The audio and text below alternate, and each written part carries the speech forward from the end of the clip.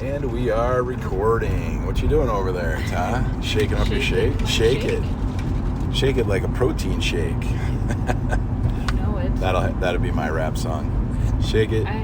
Shake it in your protein shaker. I think that's a number one hit. I think so.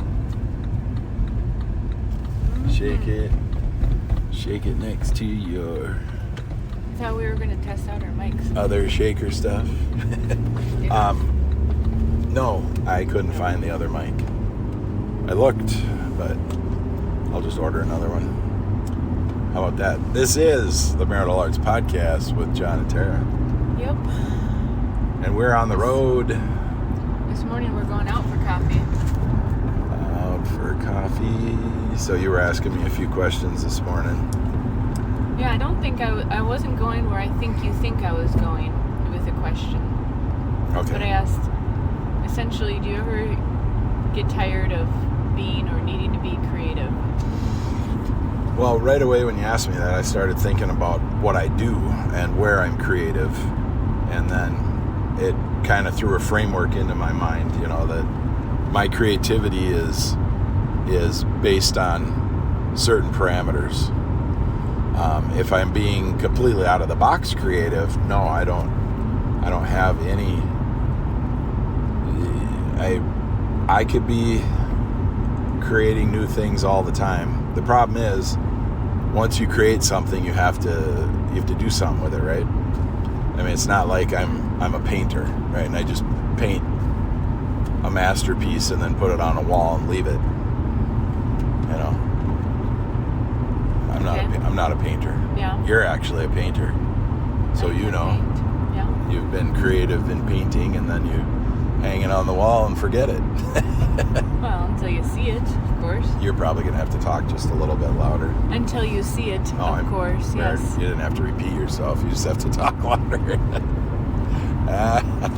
Right. Yeah, so you're saying, but you have to do something with yours? Well, there's really no point in being creative if you don't make something to sell or make something to make your life easier, right? I mean, the first person that invented a mixer, the little wind-up ones, that you little hand crank and the big gear. Yeah. It was actually, the gear was on the mixing beaters, and then the gear would spin between them and they would spin, but the gear was just a ring with holes in it. I don't think someone who's naturally creative, I don't think they automatically think I need to make some use out of this. Oh, absolutely. I think they do. Absolutely. Let's argue about it. I think that's your map of reality. Okay. So you think there's people just creating things and then tossing them in the back shed and never looking at them again? Not that they toss them in the back shed, but they might use them for themselves or give them to someone. But that's doing something with it. But I do think there are people that need to create just for the sake of creating, not what am I going to do with this in the end. Well, how worthless would you feel if you spent your whole life creating things that never got used for anything? I know. I think there are probably a handful of people that create for creating's sake. Yeah, there's always a handful of kooks. Okay. So what type of thing? Just name something. Think of something that somebody might create and then it never gets used for anything. Well, what my point is, it may just be for their own personal enjoyment out of, the creation process. It could be a home or a garden that someone never sees. It's just there. Like that movie where the guy made the mouse houses and the mouse stuff. I forget who it was that was the guy.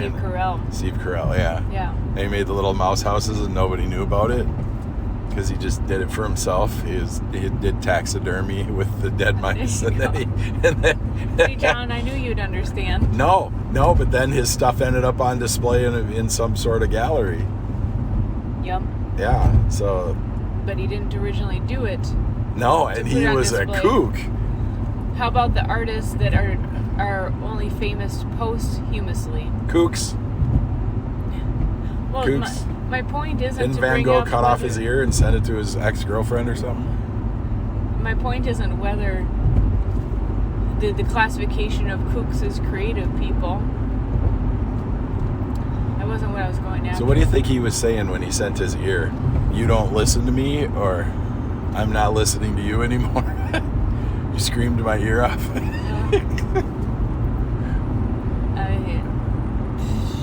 Yeah. See, that's a little kooky, right? That's kooky. His art is venerated now, right? Ooh, I got a Van Gogh in my living room. It only cost me $40 million. Right. And why is that? Because he's a crazy artist that cut off his own ear, right? But what keeps an artist going? If they're like not selling their paintings, they're literally the starving artist. What keeps them going, creating and creating and creating? Maybe the stuff that we have now was his junk art that he threw in the back shed, and his other stuff was on murals and on cathedrals like Michelangelo, right? Like probably tattoos, like Da Vinci. I think he did tattoos, and that's how. So you're joking because you think they didn't do tattoos back then, right? No, I know they did tattoos back then, but they're probably not like how we. Right. So he was a tattoo artist. We're going to agree on this. And all of his work died. All of his greatest work died on people's bodies, and the stuff that he didn't like, he put in the back shed, and that's all the paintings we found. There we go. That's how he made his money. He made his money doing tattoos. Yeah. And the stuff we found are from the back shed. And he actually cut off his ear because he was sick of hearing customers complain. Oh my God! Yeah, I can understand that. You leave your ears right where they are. Yeah. Especially your eyes, because you're only reading email complaints. So no popping your eyes out, okay? It made me. So we were listening to that Joe Rogan podcast the other day. That guy who's the security expert. Yeah. Yeah. And he's talking about famous people and how they have. Who he made himself the security expert. Yeah. He just wrote a paper, and everybody thought he was an expert, so they brought him in. He was 21. And they're like, okay, is your dad with you? Oh, funny. Sounds like something you do. I've done it many times. So he's talking about the kooky people. Speaking of kooks, the kooky people going after famous people. I mean, that's like customer issues to the nth degree. Yeah, you got customer liaison 101 there with trying to deal with crazy people. The interesting thing was, and I already knew this, but the person that threatens to kill you isn't the one that actually kills you. The person that says, you know, I cut this animal open and bathed in its blood, imagining it was yours. That's the person you gotta watch out for.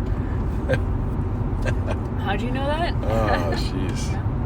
All those mystery movies. Right? Well, people that are going to do something don't threaten. They don't outright threaten. I mean, sometimes they do, right? I mean, you know, guys will go toe-to-toe and they'll be like, I'm going to F you up, you know, and then they get in a fight, right? But it's already to that level. They're already toe-to-toe, face-to-face, right?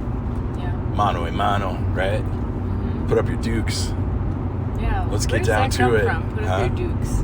Dukes. I know the phrase, but yeah, your fists, your dukes. Yeah. How did a fist get named a duke? Yeah. I don't know. Because you duke it out. Duke. Yeah. But I'm gonna have to look that up. I can't honestly tell you. If we were at our usual table, I'd be looking that up. Yeah, I know. Then I'd have to fill the space. Then you'd have to fill the space. You'd have to say, hey, Jamie, look that up. Hey, Tara, look that up. Yeah, the Rogan podcast. Yeah, we don't have a Jamie. Yeah, we're both Jamie. We're both Rogan and we're both Jamie. Hey, dude. Hey, what? Because we do martial arts. Yeah. We've been together for 21 years. You've done martial arts for 21 years. We've been rolling for 21 years. I've done martial arts for 33 years. Yep. A little bit longer. Well, I did martial arts for about 6 years on my own. When I got martial art magazines and I started practicing. In the mirror? I hung a heavy bag, and I bought myself a makwara board so I could harden my knuckles and my hands. Bought some nunchucks, some some throwing stars, some Japanese ninja throwing stars. Richie, didn't you throw them into the garage and your dad's like, hey? No, that was a wrist rocket. Oh. I had a wrist rocket. Those of you that don't know what a wrist rocket is, and Tara probably doesn't even know. I know what a wrist rocket is. You don't? I do. You do. What is it? You describe it. Well, I hope this is the same Oh, thing. you're so full of it. Okay, so you hang on to it as a contraption that you hang on to. It wraps around your hand and your wrist, so you have leverage when you pull back on a big rubber band. Yeah, it's called a slingshot. Yep. With a brace. There we go. It's a slingshot. Hey, so if anyone doesn't know what it is, it's a slingshot with a brace that wraps around your so you don't. wrist. So your wrist, if you got weak wrists, your wrists don't buckle, and when you're pulling back the rubber band as far as you can. So yeah, that's a wrist rocket. So I got a wrist rocket, and it comes with bearings, some ball bearings. They're about 1/4 inch diameter. Yeah, because when you were a kid, they actually gave you lethal stuff to play with. Oh yeah, we had jarts, the lawn dart game, jarts. Yeah. With the steel tip. But your parents even got you like a Rock'em Sock'em set or something that you and your brother could. Yeah. Well, let's get through the wrist rocket first. Okay. Wrist rocket? Wrist rocket.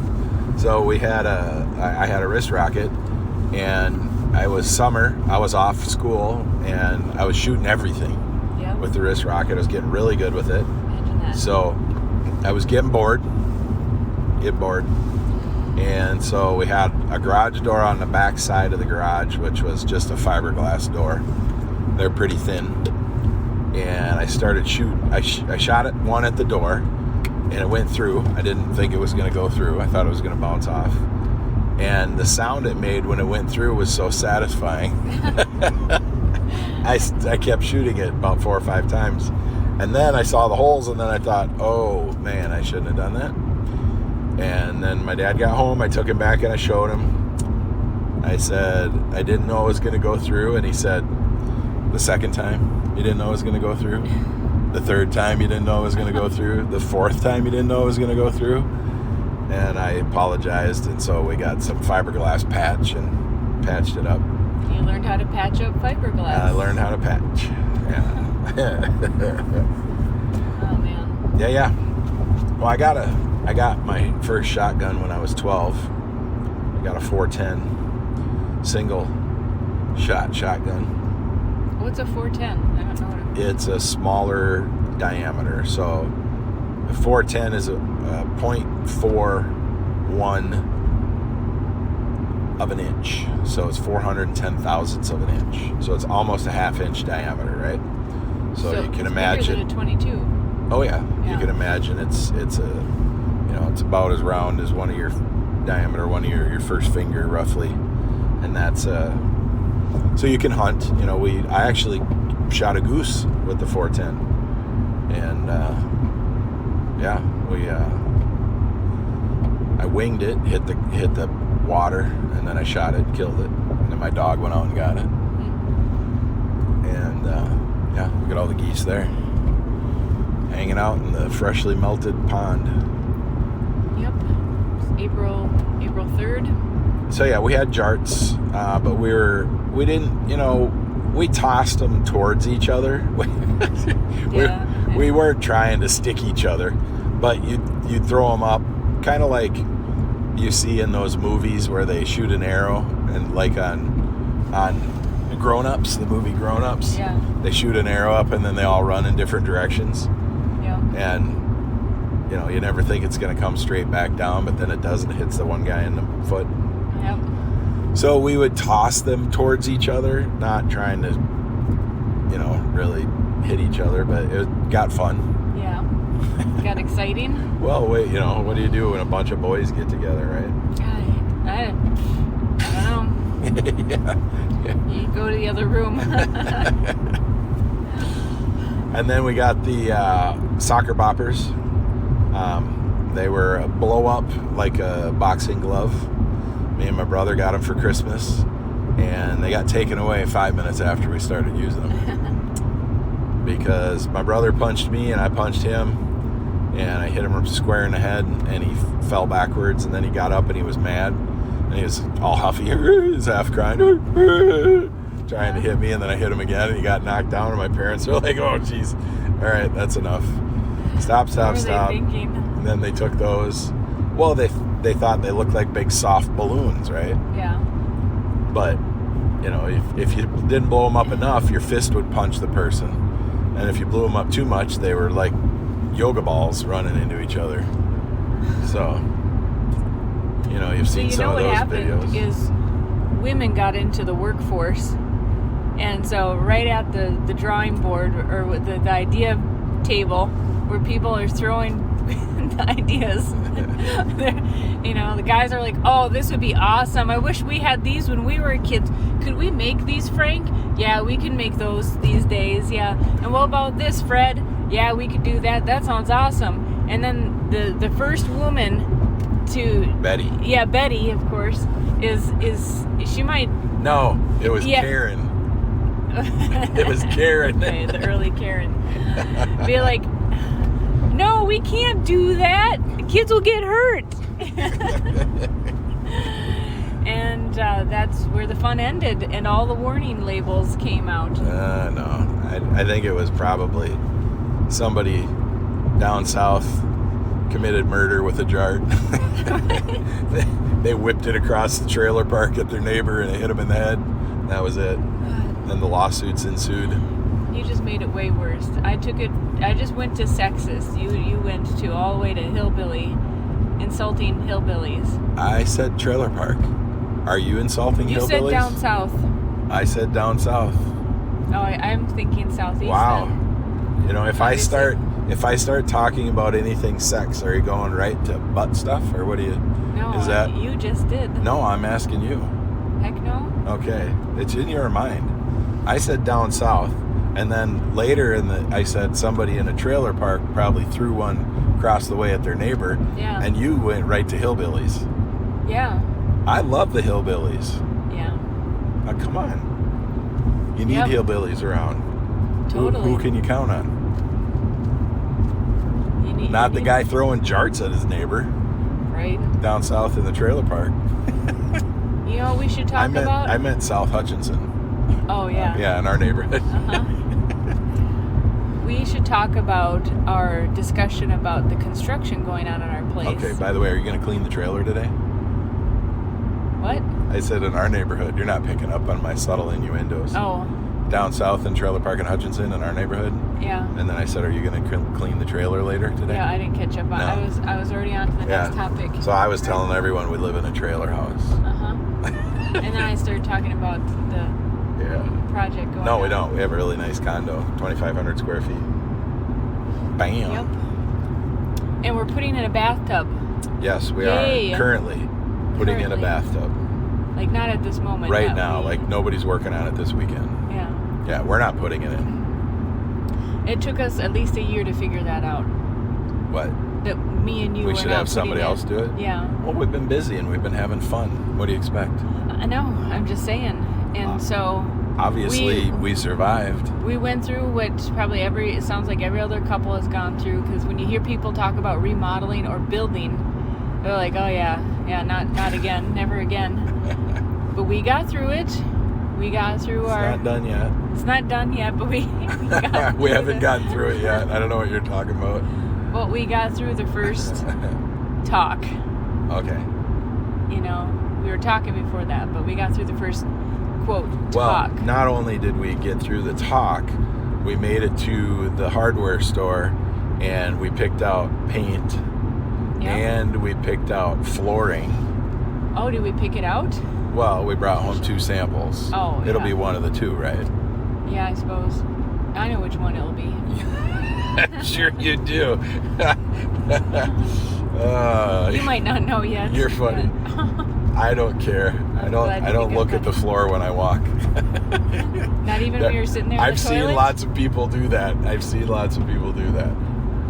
No, I look at my phone when I'm on the toilet. What, are you kidding me? Yeah. I got stuff to do. The Modern Magazine. I got shite to do. Yep. I gotta read stuff, listen to stuff. I gotta watch TikTok videos. There's that. I don't have TikTok. But I do see TikTok videos on YouTube every now and then. So I gotta watch YouTube videos. Yeah. So Gotta answer stuff on my Instagram. So we finally figured out we had a bathtub sitting in our living space for a year. We finally decided to call someone about it, got an estimate. That's the problem about having so much space in your house. You can just let a full-size soaking tub sit there. Yeah. Anyways. If we had a tiny house, we'd have to put the tub in right away, day one. You wouldn't. Otherwise, it'd have to sit your tiny outside. house would be a tub. Your tiny tub? Would you have a tiny tub? Would you? You could just put 1 foot in at a time? I'd make it my bed also. And make it at least a 2-in-1. You could probably do your dishes there. So then it's bigger, you're saying? Oh, yeah. Yeah, you gotta explain. Gotta keep it full size. You gotta explain. Yeah. My tub would be the size of a queen-size bed, is what you're saying. No, I was thinking just a regular tub like what we're putting in. It's like a mini pool. So before we put the tub in, should we talk about the tub we had? Yeah, we probably should. We did. Yeah. We had our Redneck hot tub in the living room. Oh gosh, John, are you just insulting how many people? What? I love the Rednecks. What are you talking about? So yes, we had a Coleman outdoor hot tub. Yes. So soft side, inflatable yep. hot tub in our living room for about a year. Bam! Until my cat jumped up with on the bubbles, side. With bubbles, full of Epsom salt. Yep. Because that's why we had it, for Epsom salt baths. Yep. Because after you get done mountain biking intensely and all that kind of stuff, you want an Epsom salt bath. Yep. So then you feel good the next day and you can go again. Yep. Yep. And then your cat decided to go on a slow trip up a short wall and climb with her claws. And it slowly deflated. Yeah, we had a slow leak and we kept it pumped up for a little while, but then it was kind of aggravating, and then we thought, well, what if it happens again and there's a bigger leak, and then we've got 300 gallons of water in the living room. It was a lot. Yeah. So that was the end of that. But we had that for what, 7 months? 6, 7 months? Yeah, at least. Yeah. That's a great way to go, as long as you don't have a cat clawing it. Yep. That we learned. Yeah. So then, fast forward 4 years later. 3 years, buy the bathtub. Got to find the bathtub that fits this small space. It took a while. Yeah. We got a 1/4-inch clearance. Thankfully, you helped me with the search, because it was like we could put more of a standard tub in there, but it would have been shallow. And I was looking for a real soaking tub. Oh yeah, this one. If I sit in it, it's up to my shoulders. Yeah. If I sit straight up, it's deep. So that's what I was aiming for. So we would have some really good soaking space. Yeah. Soak capability. Yeah. Get it? Soak capability. Yeah. And so then it sat for a year, finally got a quote. And so all that Why are you getting into all the details? I don't know. We backtracked and now the tub's going in. Found out we had to reinforce the floor. So the quote's already out the window. Which, if you've watched enough home improvement stuff, you know that happens. Well, the quote was relatively high, so there's going to be a little discussion about it going much higher. I'm going to have discussion. Yeah. Yeah. So what was we had to get to the bottom of it, why we were actually remodeling. Well, no, the issue, when we were in the car, and we had to talk about some decisions to make. Yeah. So it was okay, the painter's going to be in on Monday. We need a paint color. Okay, that's fine. And I'm like, well, can we put some new flooring in? And then you're I'm And then, so it was just, you were already upset about the quote coming in higher. And then here I'm adding a few more things to the project. Well, upset. Not upset, just kind of oh, that's a lot. I mean, you think about it and you're like, but hey, look at me. Spending the money anyway because I love my wife. Well, and thank you. No, and now we're talking about doing all the flooring in the dining room and the main living area and painting those 2 rooms. Yeah, not right away, but at least, like you said the other day, just going to the hardware store and looking at the options for you helped you, rather than me just bringing it up and you imagining all of what it is. And mostly I imagine the cost and mostly I imagine the mess and the disruption, and then the cost. It's like, it's just a pain. You're walking around stuff. You're walking, and these guys don't work over the weekend, so it's not continually getting done. It's like, it's 3:00 on Friday. I got to take off and go check out something else where one of my guys is at, and then from noon on Friday until Monday morning, probably 10 a.m. It's all just sitting there. It's like, yeah. So that's the things that kind of bug me. It's like, I mean, if I make a mess, I don't have a problem with it. But other people making a mess in our place, and that's the difference. It's just part of what you got to do it to get it done, I guess. Yeah, to me, I see it as part of the process. Well, it's part of the process. I understand that. Just saying, I don't necessarily appreciate the process.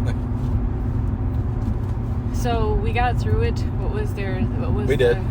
We hurdle? We kind of conversated back and forth quite a bit about lots of stuff.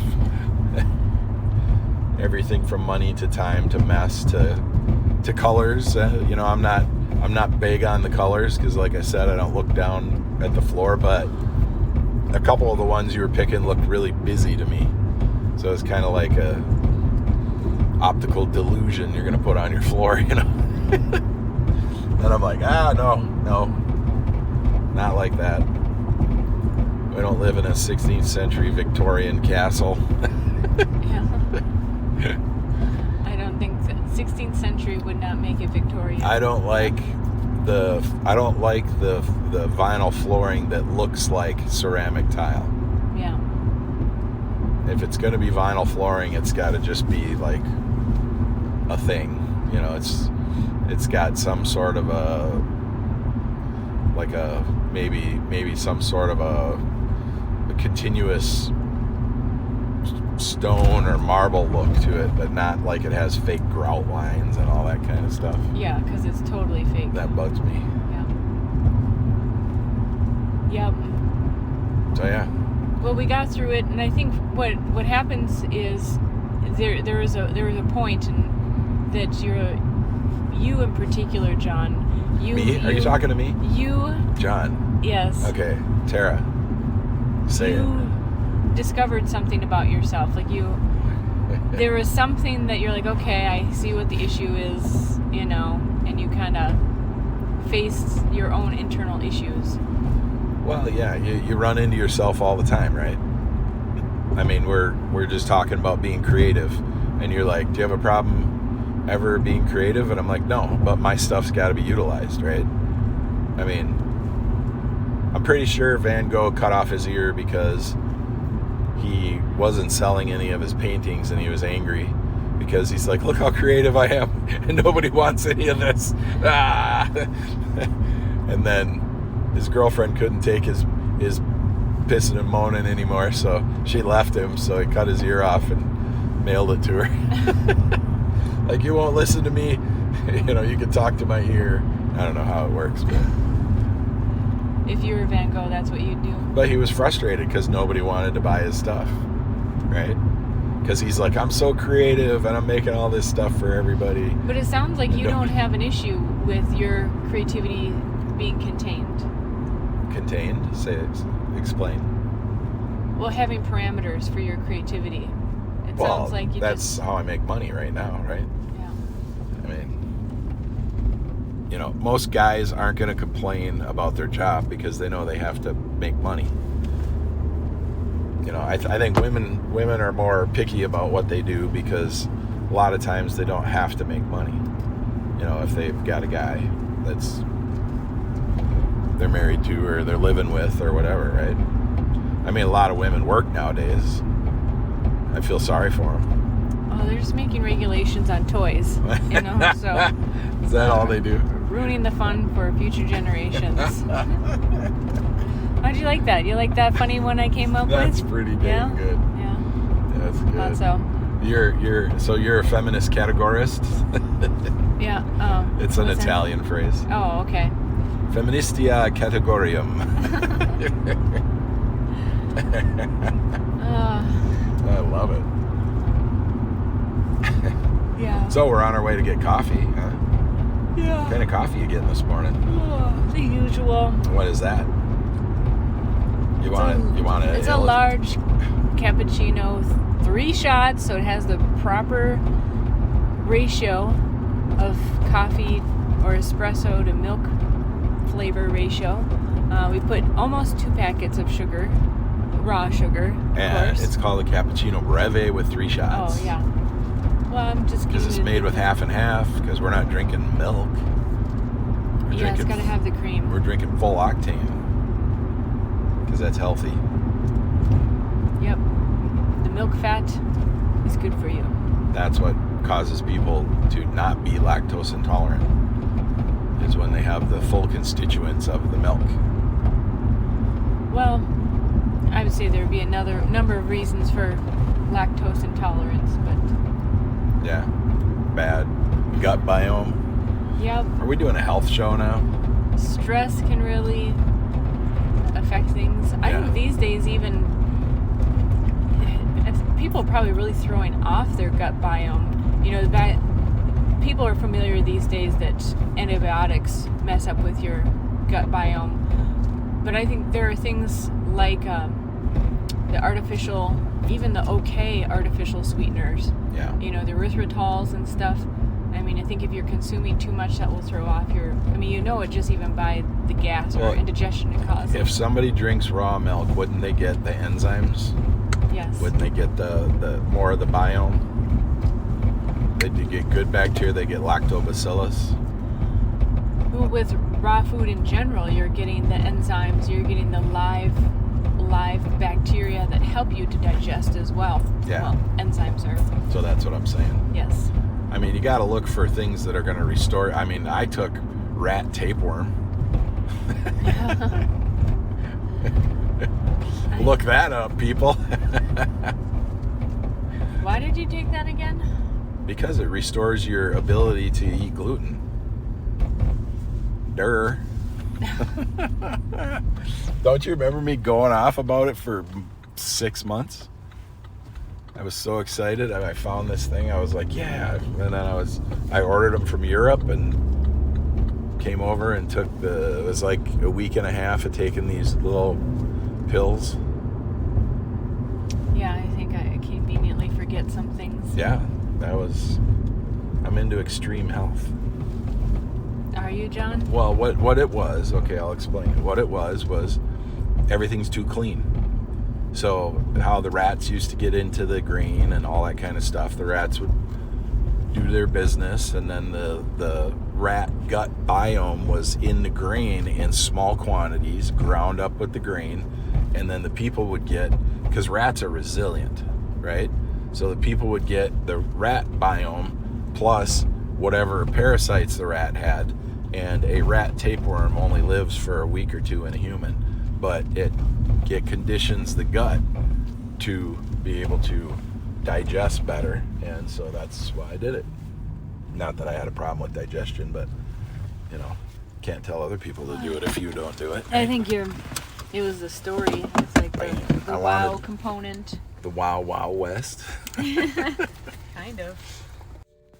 All right, got our coffee. We're recording again. We are recording. I paused it while we went in the coffee shop so that people didn't have to listen to all of our talking in the coffee shop.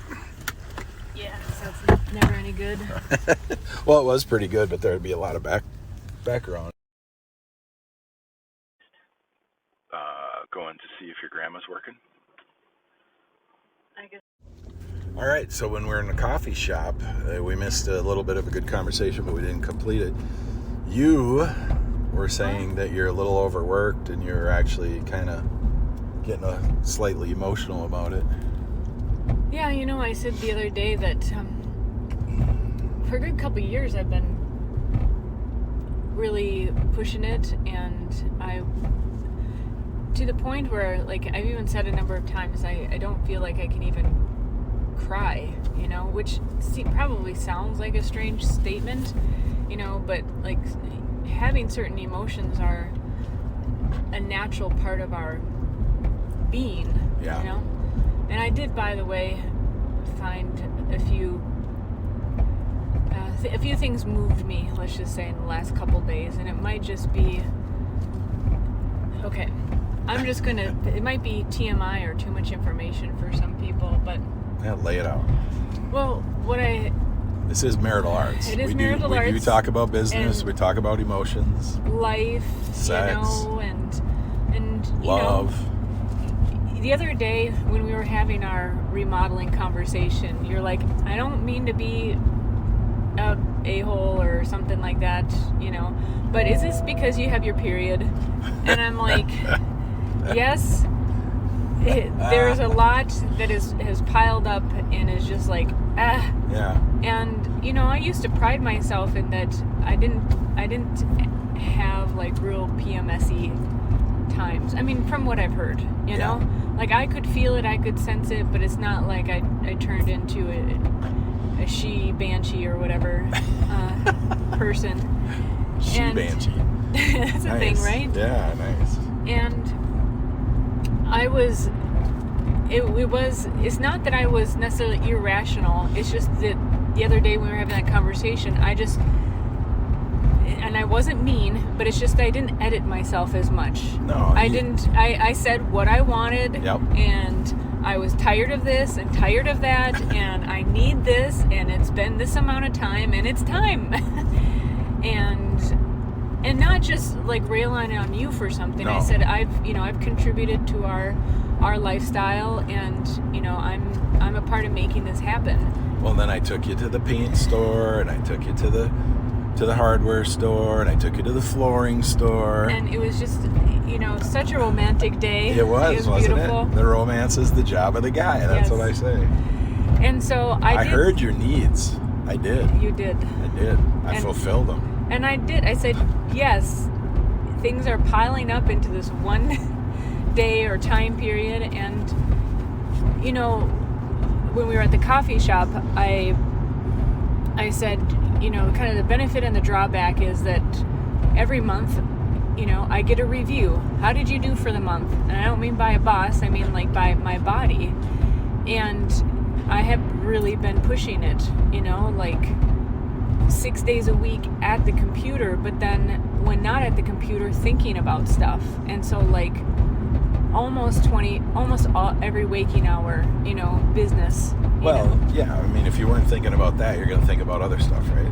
Yeah, but there's different modes of thought, and thinking about business is different than what are we going to have for dinner. I'd like to kind of creatively think in my mind and maybe go to the store or look up some recipes. Is very different.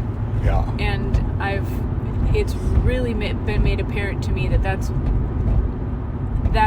been lacking severely. And it's something you enjoy. It's something I enjoy, and it's very balancing for me, which was even a part of the home remodel, put in a tub, pick out colors. It's like, I effing need this. I need, this hominess, grounding. It's just been go, go, go, do instead of be, and creating and enjoying. They're just very different modes, at least to me. Yeah, well, you're going to go, and you're going to do, no matter what you're doing. You are. It's just different, I know. It is different stuff. Well, we got some samples, and we're moving in that direction, right? Right. What you said to me was, here's something that will be key if any guy listens to this and goes, man, my wife is the same way, or girlfriend or whatever.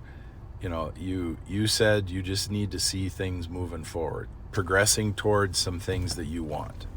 You didn't say we have to remodel the whole place, do the floors and the walls and the ceilings and all that kind of stuff. You said, I just want to see stuff moving forward.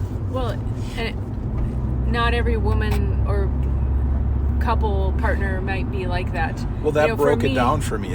You actually said... I also said, even if we're just budgeting, Right, like we're halfway right. there to this project, it's like, okay, we're getting somewhere. Yep. And it makes a huge difference. Yeah, well, when you said what you wanted to see, you said what you needed, and I do remember you saying, even if we just sit down and start a budget and we start putting money towards it, or you want to see progression in that sense, I'm all for it, but you're also, you have to kind of every now and then you got to take the reins, because what happens to a guy is he hears it, and then it's like, okay, do you want to do some of that stuff this weekend? And then you're like, you personally, it's like, oh no, I want to go out. I want to get out and go do some stuff. And then, midweek, if a woman says something to a guy again, then a guy's like, okay, we talked about that last weekend. And then, okay, do you want to start on this now? Well, we're going here and we're doing this and we got to go see this family member, and, life gets in the way majorly. And if it gets talked about 3 or 4 times as a guy, you forget it. You don't take it seriously. You're like, oh well, it'll happen when it happens, right? Because we're living life. Well, it's different now because the bathroom's actually torn apart, and it's like, it's got to be done by this time. We've got to have a color chosen by this time. The flooring's got to be in before the plumber comes back in. Yeah, and so, no, but I'm not talking about that. You're jumping way ahead. All right. I'm still back in before all this? Yeah, before I initiated bringing the carpenter in, because for a while I thought I would do it myself. And then I looked at it, and I looked at what we were doing and what I'm doing, and I'm like, okay, I'm not doing it. I'm not going to put the tub in. And then once we start tearing out the walls and the floor and the entry and all that kind of stuff, we found we have to reinforce it. There's a lot of actual work to be done, and better to have somebody that does it every day. Yeah. I don't mind. Has all the tools. Well, I don't mind doing it, but these guys come in. He showed up with a trailer, and he's got tools. He's got everything, and he does carpentry every day. And he called his plumber, and the plumber does plumbing every day. And while the two of them are working, I'm looking at it going, okay, yeah, I would have got a quarter done what they got done, what one of them got done in a couple of days, and I wouldn't even be close to where they're at. And so, that's, you fantasize that you're going to do stuff like that, and then 2 years later, it's like, okay, you just got to admit to yourself you're not going to do it. Well, and I think this is important and maybe helpful for couples, because it's so common that you hear couples having issues, right? Mm-hmm. Especially around remodel time, and but really identifying, okay, what is the issue, and it's actually a pile of issues, right? Yeah. And where was I getting at with that? But if you can get to the bottom of it, without like getting into personal insults and just... Well, we've never been insulting each other. No. And I don't insult you in my head, so if you do, just keep that to yourself.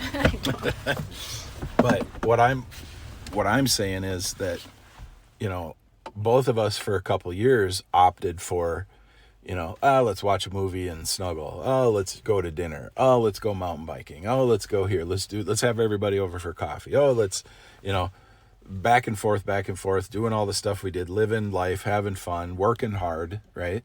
Making our businesses grow. Well, and also we hadn't necessarily anticipated being in our current location this long, so it's kind of like, we're going to be here longer, and then it's like, okay, I guess we are. Yeah, we put it off because we thought we were going to be moving sooner, and then everything happened in 2020, and then coming out of that, and right, and so kind of a I don't want to say the word reset, but you kind of have to look at your business and go, okay, what direction am I going now? What am I doing? And then even construction lumber prices went way up. Yeah. And it's like, okay, is this the right time? You start questioning again. Yeah, what would have cost $3,000 2 years ago is, $5,000 plus now. So yeah, you start looking at that and go, well, is lumber price going to come down in the next year? And that kind of thing. So, and 5,000 doesn't sound like a lot to some and sounds like a lot to other people, but it's still a decent chunk of money, especially when you own and run your own businesses, Yeah. I think there was like a point to this other than... Well, the point is listening, talking, and that's what we've been doing. And you changed the way you illustrated some things to me, which actually changed the way that I heard you. Yesterday or the other day? So, well, before I got the carpenter and plumbers to come in, you stated things differently. And it doesn't matter exactly how it is, but in NLP we call it news of difference, right? When somebody changes their strategy, the outcome changes. So if you're somebody trying to get something out of your spouse and you're saying the same, I keep telling you over and over and over, well, are you saying the same thing every time? Because you only have a certain strategy in your mind. Right. This is what I want, and I want it done now. Keep using a hammer when you need a screwdriver. Right. Or you need a drill, or you need a saw, or you need a whatever it is, right? You got to change it up a little bit. You could break a board with a hammer, but it's better to use a saw. Right? Mm-hmm. So there you go. I think that's the moral of the story. All right. Don't be a hammer when you need to be a saw. No, use the correct tool. Use the correct tool. Yeah. Marital Arts 101. Bam. You did not say that. You said don't use a hammer when you need a saw. I know. I was just trying to be funny. All right. Yeah. We'll trying. We'll close this one out, and I'll laugh about that for a while. Okay, good. You have permission to laugh at me. All right, let's go. Love you.